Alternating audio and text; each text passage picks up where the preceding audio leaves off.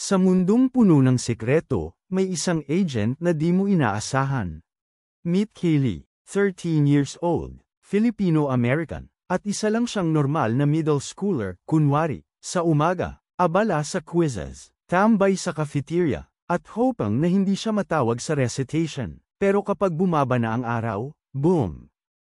Siya si Agent K, a real-life secret agent na may high-tech gear at mission to protect her city from hidden dangers.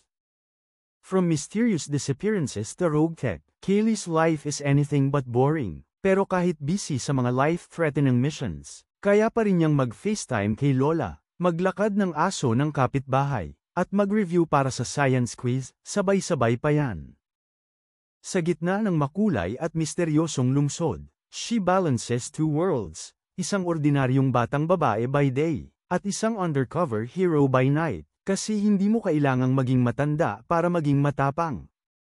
With courage in her heart and sneakers on her feet, she's out there, saving the day one mission at a time.